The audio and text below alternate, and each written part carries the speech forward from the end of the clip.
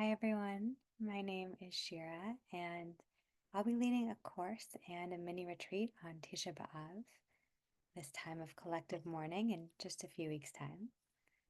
And today I'm going to offer a practice for how we can meet our sadness, how to practice with being with sadness as it arises. So first, I invite you to just close your eyes, right? Or to soften your gaze. Find a stable, supported seat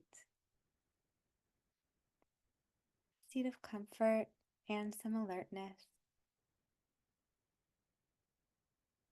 And see, as you settle into your seat, if you can just notice where you feel some support. Do you feel it with your seat against a cushion or chair, with your feet on the ground, maybe your back against a chair? Just noticing some feeling of feeling held and supported. Noticing how that feels.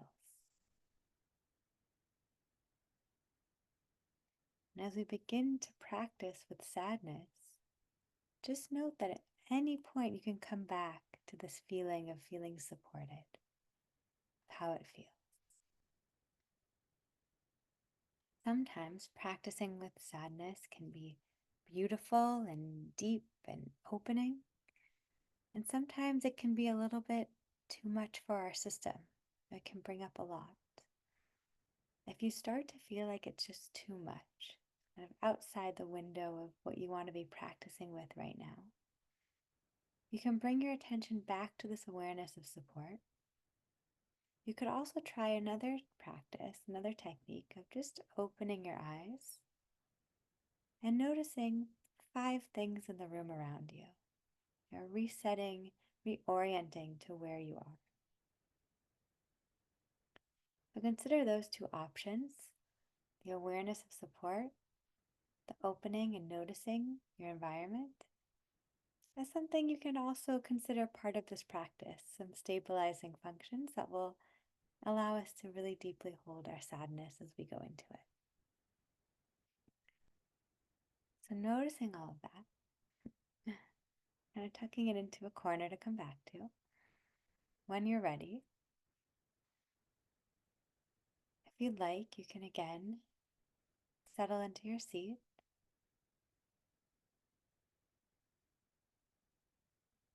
And just noticing how it feels to breathe right now. How your breath feels right now.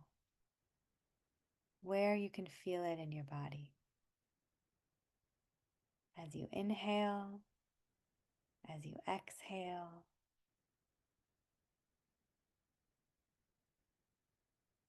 Noticing how it feels to breathe.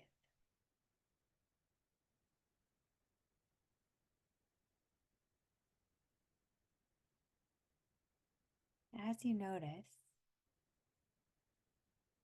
you can see if you can also feel a sense of the sadness that you're practicing with, the sadness that is here right now.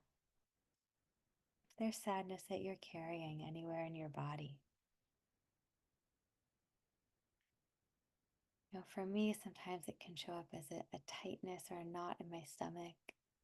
Other times it's kind of like a stone or like a heavy weight in my throat.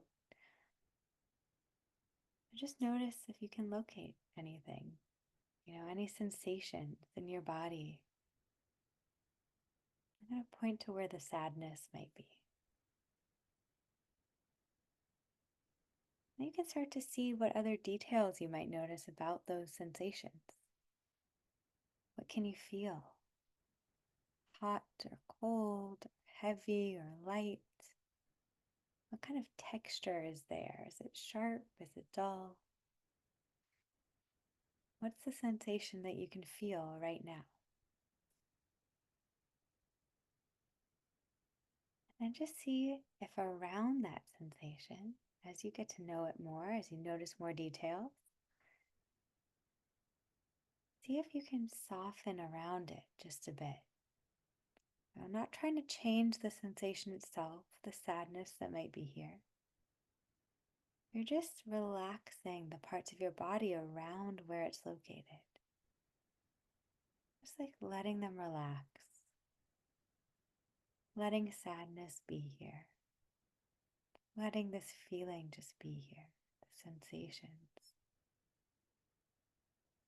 even welcoming it a bit. You can even speak to it, saying something like, "Welcome, sadness. It's okay that you're here. I see that you're here right now. I see you." And you can notice how the sensation feels again. Is it staying the same? Is it constant? Is it changing at all? There's nothing it's supposed to do, nothing needed. It doesn't need to change. It doesn't need to stay the same. You're just noticing what's happening. Noticing what it feels like now, in this moment.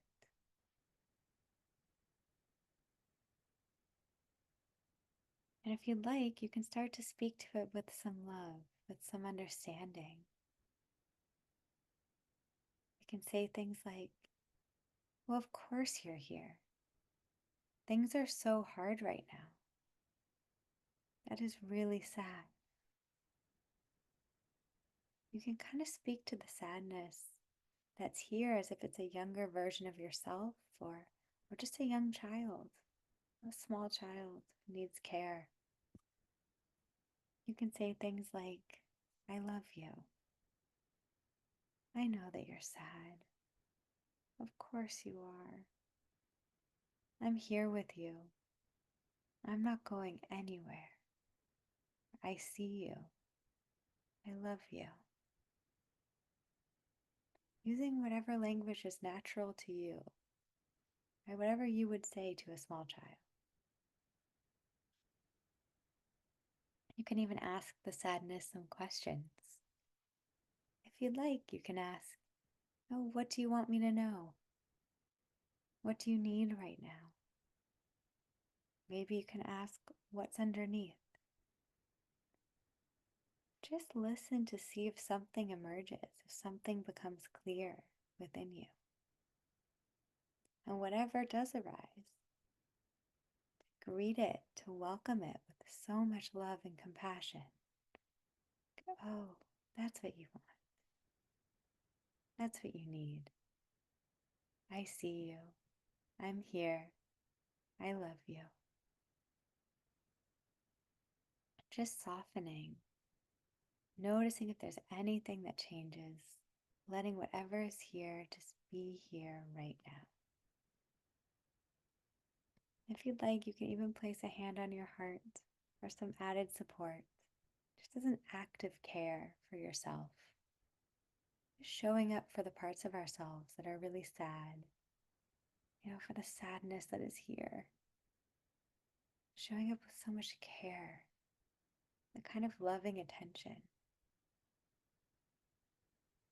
And at any point, if things feel like they're a little bit too much, too overwhelming, in your system, you can always just bring your attention back to that place where you feel support.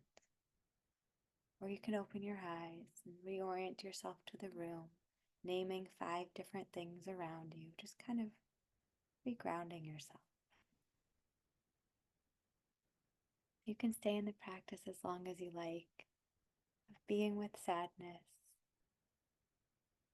greeting it with so much compassion, with so much care, with so much love, of just letting it be here, not trying to force sadness to not be here or be in any different way than it is, just letting it be here with care.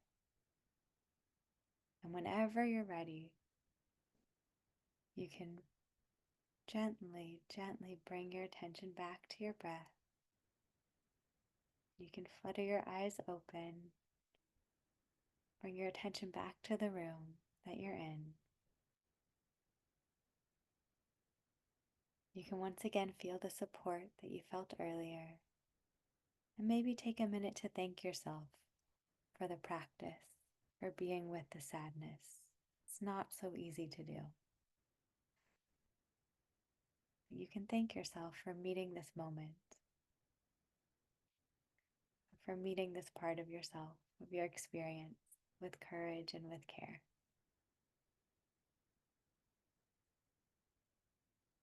That's our practice for today. And I hope you have an easeful and supported rest of your day or evening, wherever you are.